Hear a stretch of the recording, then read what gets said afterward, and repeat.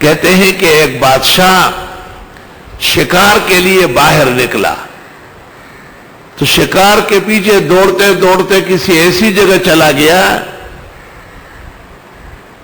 کہ وہ ذرا اور سفراء اور متعلقین اور فورسز سب پیچھے رہ گئی.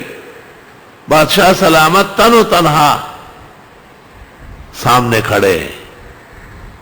دیکھا کہ پہاڑ کے نیچے ایک جھونپڑی ہے اور ملنگ بادشاہ اس میں بیٹھا. اس زمانے میں پیران طریقت جنگلوں میں ہوتے، اب بڑے بڑے بنگلوں میں ہوتا رہا ہے. ٹھیڈی پیر آ گئے جاپانی، نام ان کا لے گا اور کرے گا کچھ اور. وہی دے پیران نہ منے نہ پیران خوانم خوٹاگان پیران نہ منو.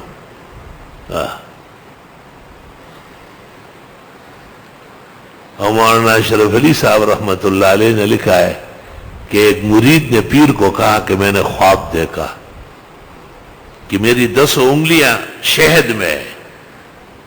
کہا یہ ہماری وجہ سے ہے. کہا اور بھی خواب ہے.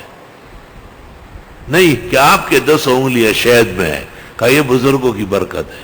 کہا میرے 10 انگلیاں پاخانے میں ہیں. کہا تم تو ہے ہی ایسے گندے پلیت. کہا میری 10 انگلیاں آپ کے منہ میں اور آپ چوس رہے، آپ والی شہد والی انگلیاں میرے منہ میں اور میں. کہا بس چھوڑو اور مت سناؤ. حضرت فرماتے اصل مدعا تو اب ظاہر ہوا کہ ان کی نظر دنیا پر ہے اور دنیا تو غلاظت ہے اور نجاست ہے. اگر کسی نے خواب دیکھا کہ بہت پاخانہ پڑا ہوا ہے تو اس کا مطلب یہ ہے کہ بہت پیسے آ جائے گی. اور اگر کسی نے دیکھا کہ بہت بڑی دولت کی فراوانی ہے تو علامت ہے کہ ایسا بیمار ہو جائے گا کہ تشغل غلبی غلبت ارواح بئی گی.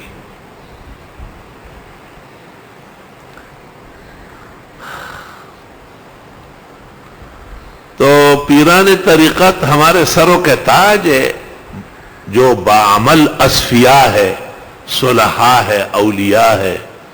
کون ظالم اس کی بزرگی منقبت کا انکار کرے گا؟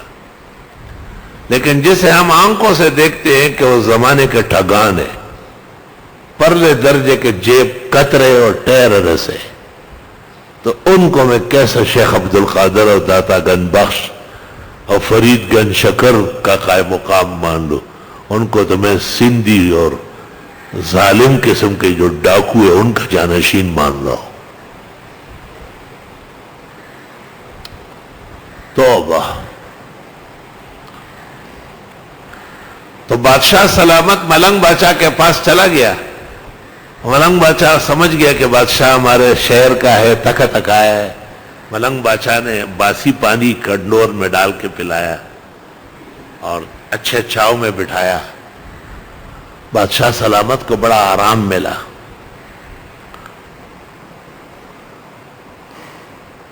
اتنے میں فورسز وزراء سفراء سب پیچھے پہنچ گئے. بادشاہ سلامت نے کہا کبھی شہر آنا تو ملاقات کرنا. ملنگ بادشاہ نے کہا دیکھا جائے گا. اس زمانے کا پیر ہوتا تو کہتے میں ابھی آپ کے ساتھ چلتا ہوں، اور ٹھگان دی کرا.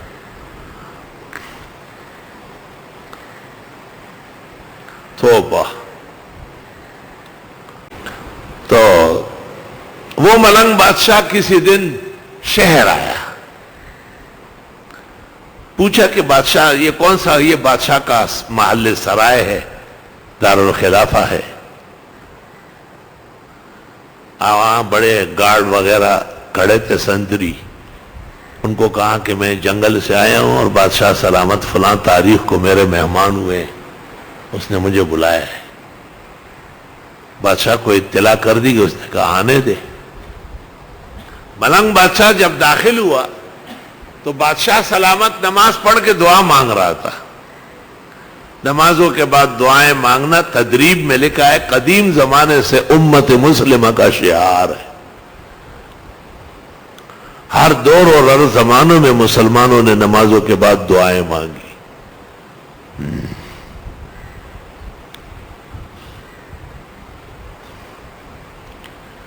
جب دعا سے اور معمولات سے بادشاہ سلامت فارغ ہوا تو اس بزرگ کے ساتھ بہت اچھی طرح بغلگیر ہوا. علیک سلیک کیا، بہت طب تسلی دی، خوشی ظاہر کی کہ آپ تشریف لے آئے، بڑی مہربانی، بڑے قیمتی اوقات آپ نے قربان کیے. اور اس کے بعد کہا کہ جو مانگنا ہے مانگیے.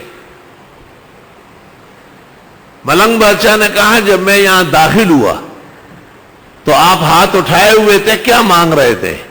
کہا دعا کر رہا تھا اپنے ملک کے امن و امان کے لیے، دشمنوں کی تباہی کے لیے، اپنی اور آل و اولاد و سلطنت کی عزت و احترام کے لیے. کہا وہ کس سے مانگ رہے؟ کہا اللہ سے. کہا جس سے بادشاہ اور ملوک مانگ رہے ہیں، جس کے سلاطین محتاج ہے، پھر میں اس سے مانگوں گا، اور مجازی بادشاہوں سے میں نے کچھ بھی نہیں مانگنا. ایاک نعبد و ایاک نستعین. اہدنا الصراط المستقیم. صراط مستقیم مذہب و اہل سنہ والجماع. لیکن شہرستانی نے ایک حدیث یہ بھی نقل کی کہ ما انا علیہ واصحابی کے بعد آپ سے پوچھا گیا کہ من ہم؟ قال ہم اہل السنہ والجماع. اس روایت میں اہل سنت والجماعت نبی کا ملفوظ ہے، اور علماء کیا تو ما انا علیہ سے مراد سنت و اصحابی سے مراد جماعت. اور حضرت اقدس امام الاثر مولانا انور شاہ شرح بخاری میں کہتے ہیں وعبد الکریم شہرستانی متثبت فی النقل. شہرستانی کا نقل درست اور قوی ہے، ضرور اس کے پاس طریق صحیح موجود ہے. اہل سنت والجماعت صحابہ. عبد الرزاق نے مصنف میں نقل کیا ہے، کسی نے پوچھا صحابہ پیسے ویسے مال رکھتے تھے؟ کہاں رکھتے تھے؟ وَكَانُوا أَهْلَ السُنَّةِ وَالْجَمَاعَةِ. صحابہ نئے کپڑے اور اچھے کھانے کھاتے تھے؟ کہا جی بالکل. وَكَانُوا أَهْلَ السُنَّةِ وَالْجَمَاعَةِ.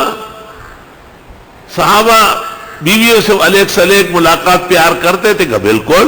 وَكَانُوا أَهْلَ السُنَّةِ وَالْجَمَاعَةِ. صحابہ کرام ہنستے بھی تھے؟ جی ہاں. وَكَانُوا أَهْلَ السُنَّةِ وَالْجَمَاعَةِ. والحمدللہ علی حال. ہر دور اور ہر زمانے کے اہل حق علماء اہل سنت والجماعت ہیں. ہندوستان کے تمام اکابر علماء، فقہاء، محدثین اہل سنت والجماعت ہیں، اور تمام کے اراول دستہ اور سب کا یادگار اور سب کے اہداف پر 100% منطبق دارالعلوم دیوبند اور ان کا مسلک مستقیم اہل سنت والجماعت ہے.